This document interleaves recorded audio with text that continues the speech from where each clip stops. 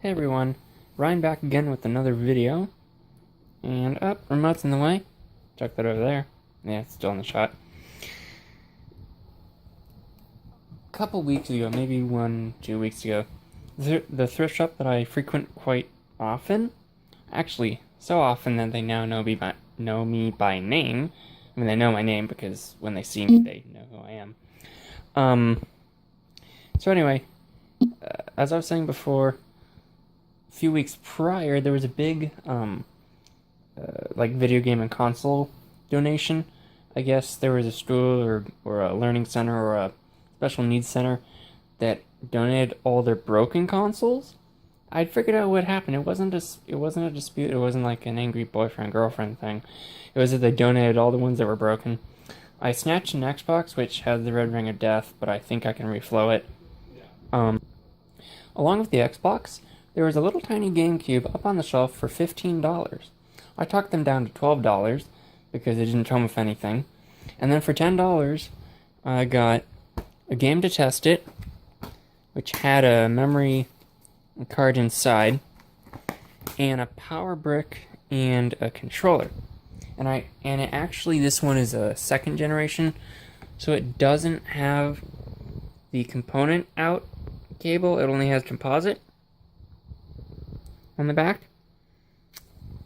But you can use the same cable that comes with a Super Nintendo second mid-year revision at NES 101 and N64. It uses all the same video cable. So let's come down here, and don't worry, I'll put the camera on a tripod and show you what's going on. Let me just pause this, and then I'll get the power and all that fun stuff. I'll be putting this on a tripod pretty soon, but we got it all hooked up. We have power, video, memory card popped in, controller, game inside. So I'll just see how well this shows up on the TV. So here's the system. It seems to power on. I did do some brief testing prior, but I mean, it seems to be okay, I guess. So let me just close the little cover. It'll initiate it to read the disc. And the controller's plugged into a controller slot 1. So let's go over.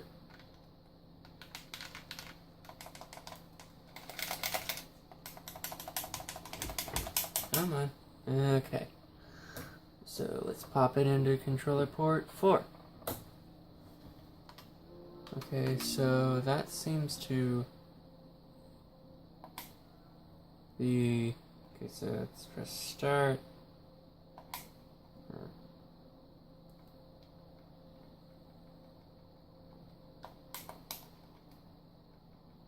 So start doesn't seem to be...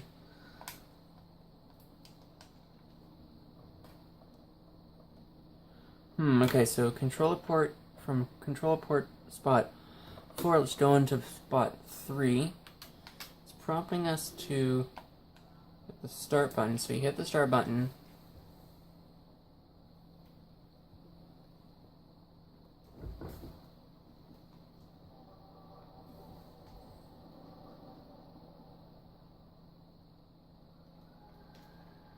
And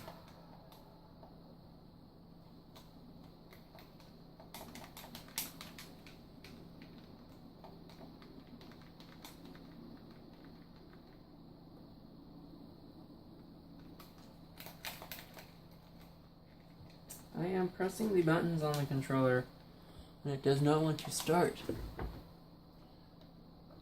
So it seems that we might have a controller port issue.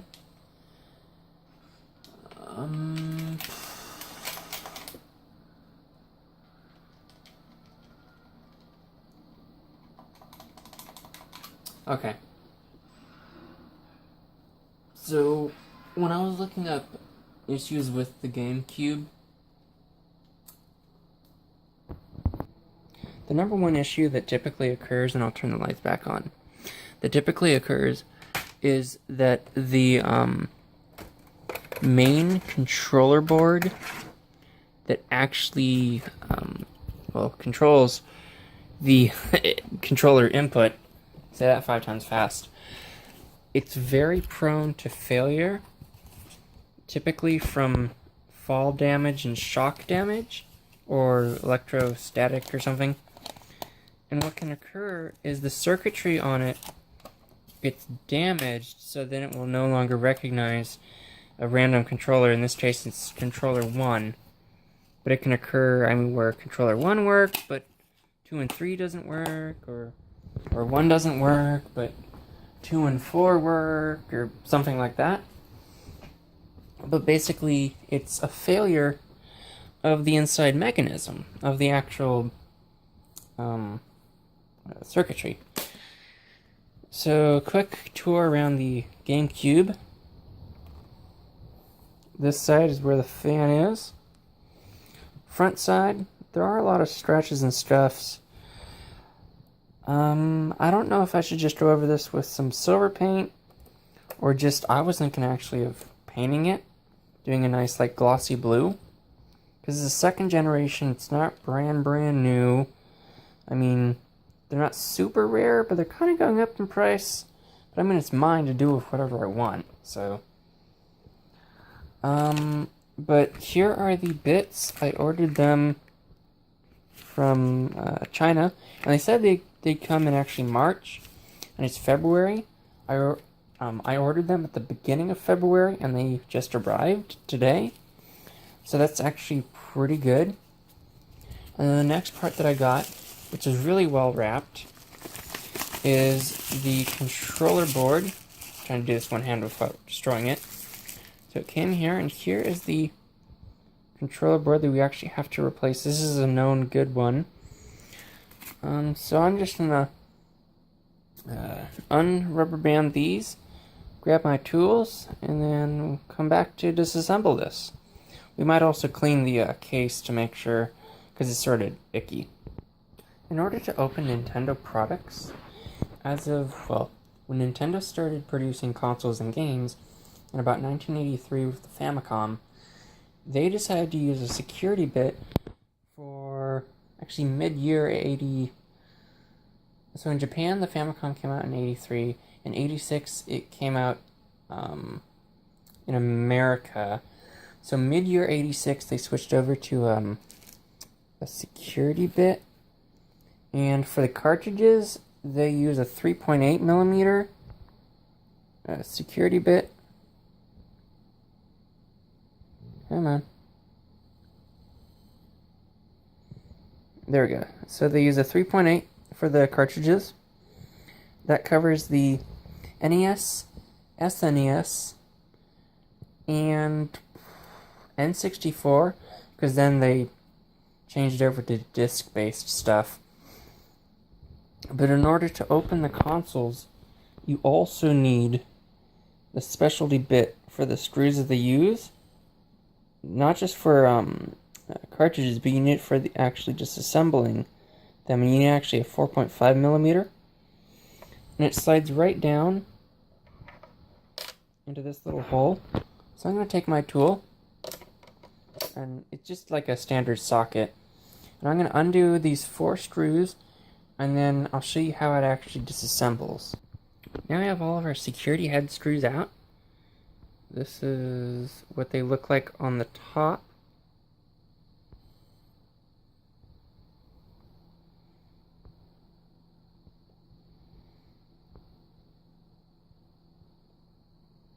They kind of have like little bumps that the socket fits around. And there are 4 of them. After we've removed those, we can just lift the top off of the assembly, and we can clean that. And in order to remove this little circuit board, you have to actually first pop off the rubber fascia. So since that takes 2 hands, I'm going to actually do that off camera. the front controller board actually disassembles in 2 pieces, but currently it's still in 1. In order to fully remove it, I believe you remove these 2 Phillips head screws, and you kind of pop it forward. When I got the first screw off, the fascia basically just fell off, because apparently this little peg here, which I will have to super glue back on, has been broken. It kind of just like broke off. Which if we look at this, flip it around, that actually no, because that's spot number 4. Anyway, so I'm gonna see if I can salvage that piece of plastic and glue it back on. So we have the face plate with a little tiny plastic peg super gluing. I glued it, now it's drying. We have the old control board right here. And for all intents and purposes, we can try the new one.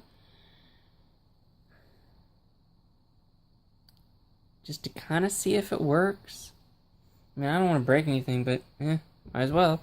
I mean, not might as well break something, but might as well try it. So upon further inspection of the actual plastic, where it was severed off was actually where the first player port was. So it's partially put back together.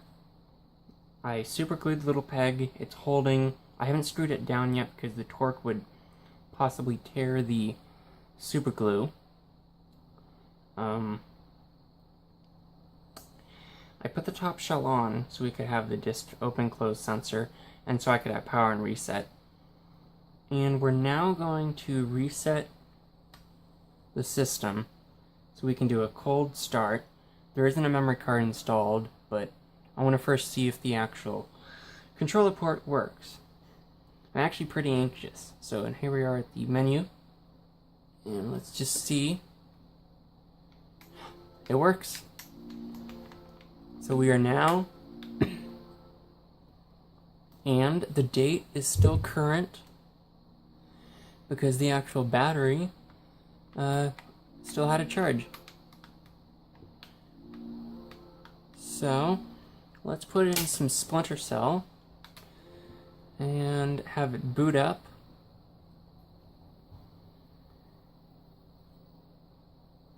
So here's Splinter Cell.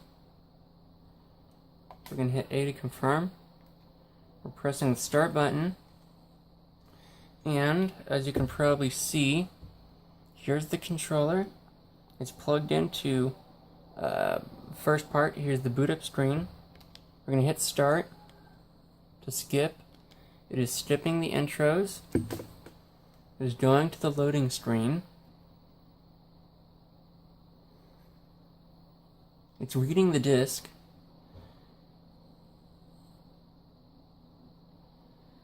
So now we're going to continue without saving, but basically, let's just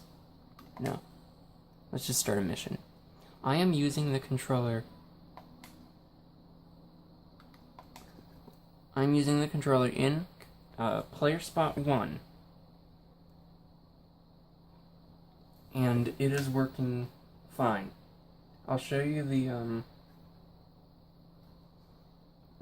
controller spot in a minute, but basically it's so let's press A. A lot of these games start up really quickly, and it might be because of the mini disc, or I don't exactly know.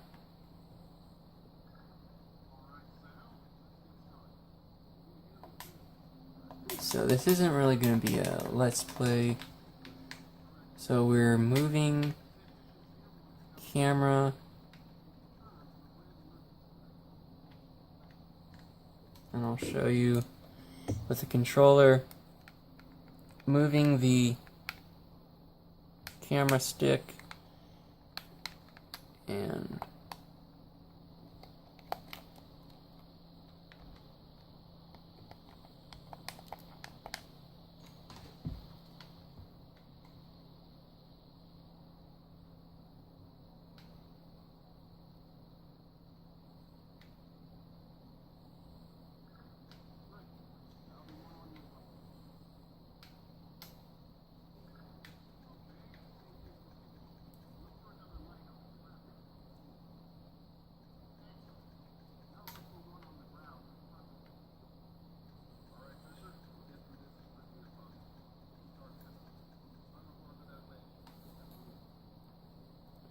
Grip your binoculars to quickly pull.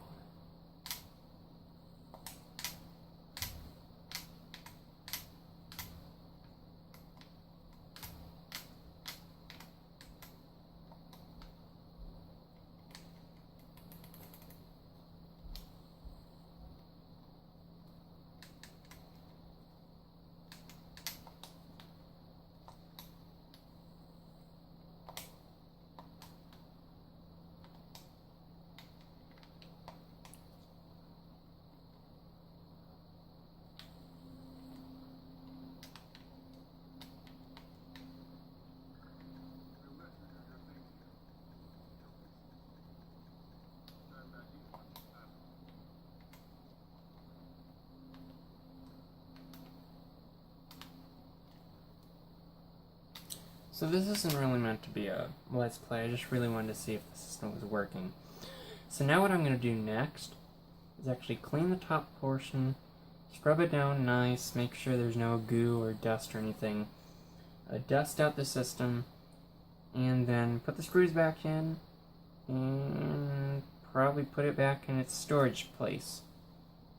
I mean, I'll show what it looks like after it being cleaned, but it probably won't make a big difference. Several hours later, here we are. Not that it took several hours for it to dry. It didn't. I just put it together and then kind of forgot to film the end. So here it is. I cleaned up a lot of the buttons. The scratches are still there, unfortunately. Like I said, I'm probably going to paint it, but the open button does not stick anymore. This opens and shuts nice. I lubricated it, so it's fine. Reset button works perfectly.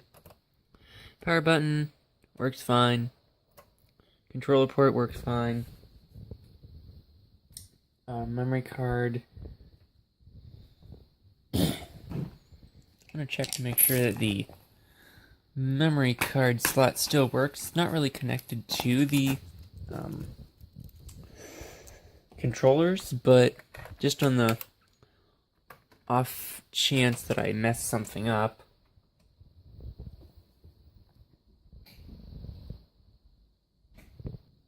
which knowing me, I probably did. So memory card, and nope, it's still here. So A, and here's all this. This has been Ryan with another video. If I'm talking a little bit quiet, it's because it's 9-ish late at night, because I started this around 4. But if you like this, give it a thumbs up, that really helps. Post down below in the comments, any suggestions, ideas, comments. And subscribe if you like this sort of thing. Don't subscribe if you don't. So, yeah.